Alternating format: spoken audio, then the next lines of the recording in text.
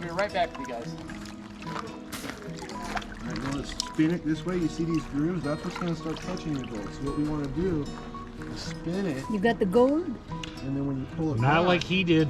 you won't lose your gold.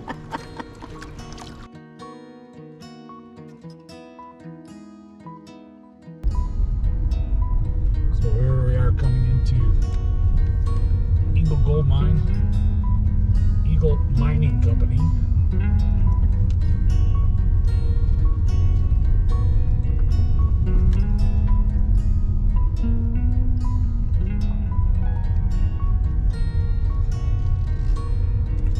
Sentry on duty.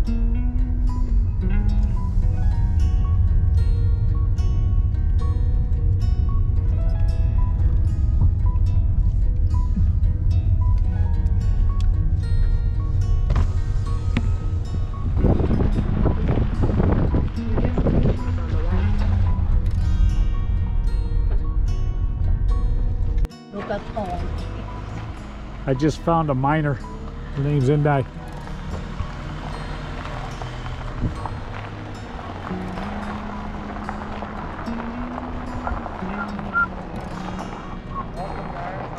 Good, how you doing? Good. Here for a tour? We're just checking it out. We didn't know you were here. Okay. If you want to head into the gift shop, we can get you tickets to go on a tour. It takes about an hour. You go underground through the mine to learn a little bit about our local history and Gotcha. how everything works. Okay. Okay. We have hamburgers and hot dogs, restrooms if you need a. Perfect. Awesome, thank you. How long you guys been doing this? It's a family business. The owner, his family, I believe, took it over in '65. 65, okay. Before that, it was run by another family, and Gotcha. it's just it's the last remaining mine of its kind. Is that in the right? Region. There was over 200 of them here One was actually a working mine back in the late 30s, in the 30s, and okay. then that was when they changed over the currency, and Roosevelt started to go towards a paper currency, Oh, really? and they, instead of using coin, they wanted to go that route. Okay. And then obviously, we went from paper Yeah. to Yeah, credit cards, and exactly. now to the swipe and goes, and Yeah, no now then cash we're gonna anymore. probably go back to the gold or the trade currency. It's Yeah, it's just safer. feels like that, and that way everyone gets a chance. And Right. Awesome, thank you. Thank it'd be you. about an hour, and after you get checked in, we'll have you go over here to the red stamp, Okay, and that'll be the beginning. perfect. And you'll be a tour guide. All right, thank you. Okay, thank But just Gold mining sauce. hello, if anyone would like to do a tour, we'll check you guys in here. Old gold mining equipment.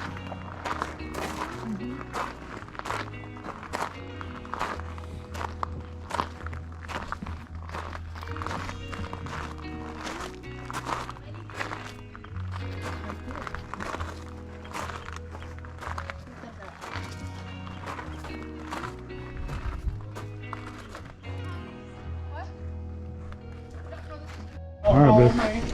Let's go on the tour. We are on the tour. It's a good one.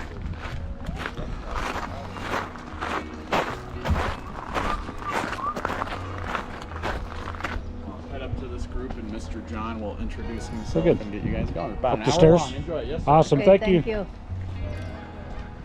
Go ahead, man. Up the stairs. Oh.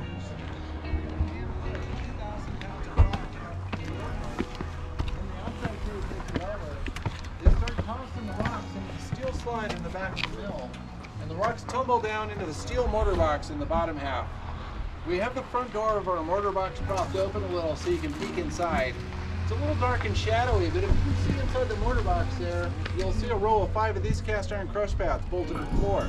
But this is a brand new one from the spare parts pile when they started the tours here. It's never been in the mill.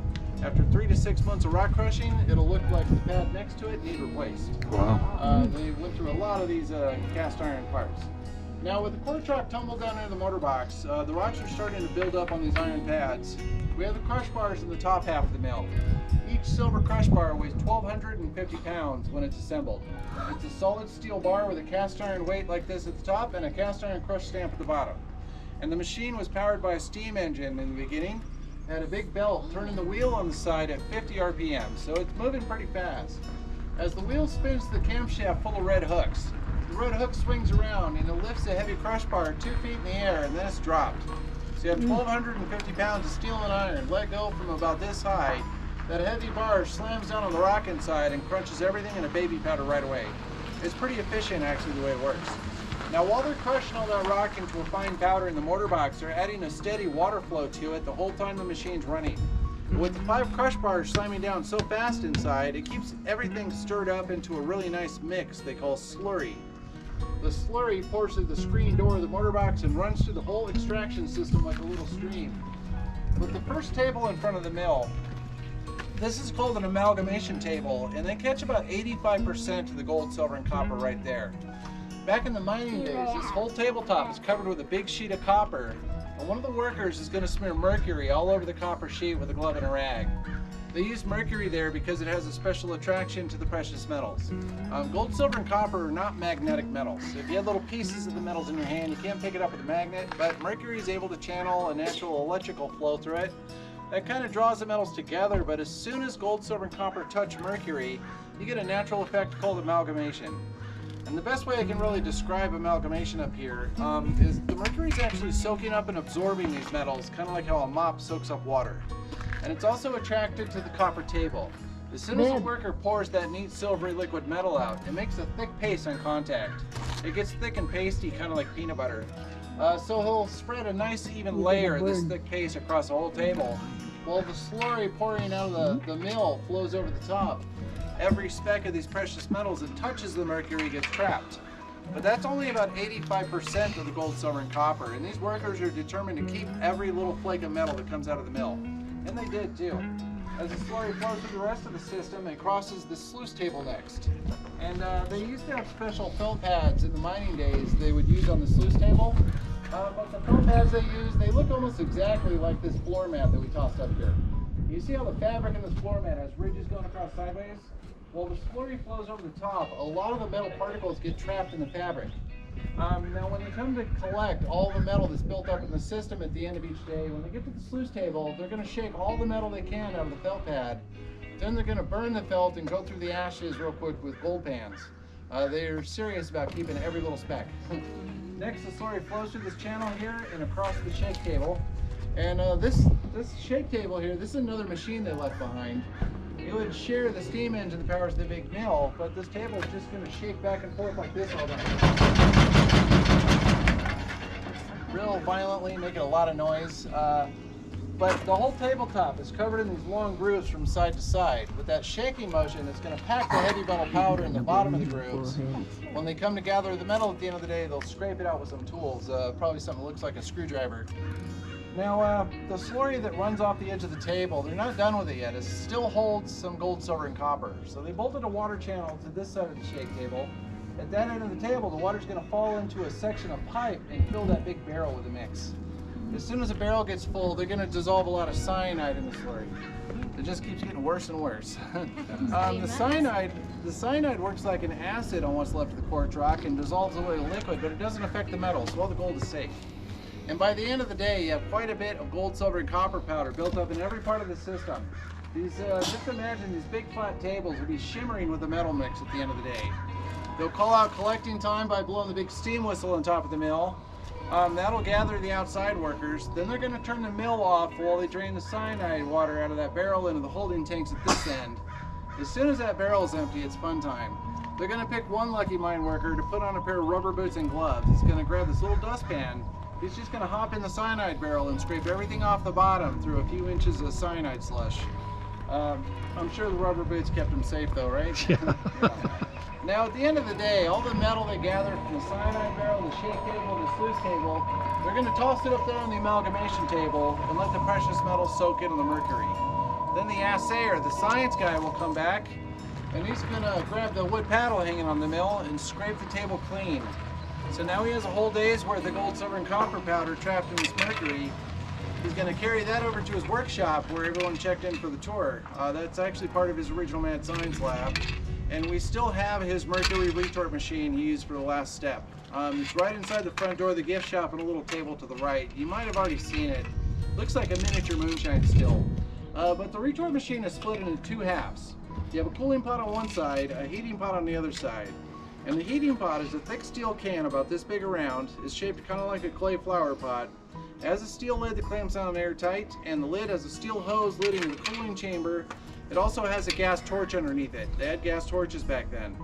The assayer is going to pack all that mercury paste in a long row of little ceramic cups. One by one, he'll drop a cup into the heating pot, clamp the lid down tight, and fire up the torch underneath. He's going to heat the mercury mix to just under 1,000 degrees Fahrenheit. Now as you heat up mercury, as soon as you reach around 950 Fahrenheit, the mercury starts to boil. So at just under 1,000 degrees, he'll boil all the mercury off into a hot gas that travels through the tube in a lid to the cooling chamber. And the cooling chamber is really pretty simple. It looks a little complicated in our machine we have here, but it's basically a sealed up section of steel pipe halfway full of cold water with a little valve at the bottom. The hot mercury gas goes into that chamber, it hits the cold water, turns right back into the neat silver and liquid metal, and sinks to the bottom. After they recycle all the mercury with the little valve at the bottom of the cooling chamber, you're left with a ceramic cup full of gold, silver, and copper powder in the heating pot. To separate these metals, the assayer is going to turn the heat up a little more on the torch. This time he's going to raise the temperature just above 2,000 degrees Fahrenheit. Then the last three metals are all melted liquid, and gravity will start to sort them out in neat layers by weight. Real clever. So after letting the machine cook like this for a short time, he'll turn the torch off, and once everything cools down, he's going to pull the metal out of the ceramic cup. Now it's melted into a solid glob of metal. It's a big upside down cone shape, about this big. It has a nice gold button on the bottom, a layer of silver in the middle, and a layer of copper on top. And these metals are not welded together, so a good whack with a hammer and the layers pop apart like Legos. They come apart nice and clean. He's going to repeat the process over and over, building up big piles of the three metals. Then he'll remelt everything separately and pour the hot liquid into bar molds. And as these metal bars cool, each one gets a stamp with some information on it, and then they're ready for the bank. Very cool. Quite a process. Yeah. We don't just scrape gold from the side of the hill either. We order our gold flake from a river mine in Alaska. The Alaskan gold, the flakes are kind of chunky and lumpy, so it holds up real good with the sand grain in here. And for the gold pan, the most important part of the gold pan are these ridges inside. These ridges work like little brick walls for the gold when you're shaking the sand over the side. So you want to make sure you hold your gold pan from the opposite side of those ridges, and one hand works best actually. But anywhere you want to look for gold, gold is extremely heavy. You always have to get to the very bottom. So I'm going to scrape the bottom of the trough for my sand, and then all the way under the water, you want to shake the pan kind of rough. You want to get the whole sand pile moving around like jello. That lets the heavy gold sink to the bottom. And 20 or 30 seconds of good shaking like this, you can start shaking the sand out over those ridges. Just don't shake the sand all the way out till you're a pro. As you shake the sand out like this, once you get close to the end of the sand pile, it takes a lot of skill to keep going. So if you keep about this much sand, we can do a neat trick called the backwash. Now I have to set up my sand for the backwash first. To do that, I'm going to keep the sand right there in the edge of the pan like it is now, but I'm going to shake the gold down to the bottom one more time. So you want to keep a nice, neat half-a-moon shaped sand pile on the edge. Now all my gold's at the very bottom. So to do the backwash, you want to carefully bring the sand up in the air. Keep the water in the pan though. You just need to tilt the pan enough to get the sand out of the water. As the water drains out of the sand, the wet sand will pack down on top of the gold and hold it still for you while you rinse the sand off the top. So once it's ready, you just gently start rinsing off one little layer at a time until you see gold at the bottom.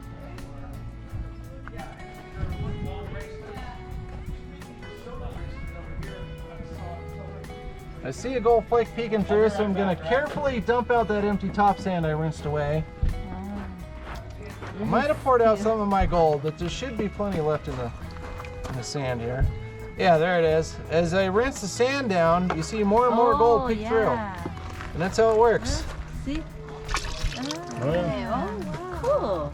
So now that you know what you're doing, go ahead and grab a pan and see if you can find more than I did. All right, Bill, we'll see you do. Now, gold is very expensive nowadays, so we have to set it all free when we're done. We're not allowed to take this gold home with us. You want to try? You do one hand, I'll do one hand, okay? Put the water Go out back on, and forth like this, but make Like sure that. you get under the water. and now And switch it then wash around. it off. And every It takes time the we go top back layer and off. Here, forth, hold it comes out. And then when we get down to just a little bit left, we'll slow down our process. Really slow. Good job. I'll be right back with you guys. Now you want to spin it this way. You see these grooves? That's what's going to start touching your gold. So what we want to do is spin it, You got the gold? and then when you pull it Not back, like he did. you won't lose your gold. See all that hard work? Okay. Hours and hours doing that. Just spin tiny bit. How happy is he found gold? It's cute.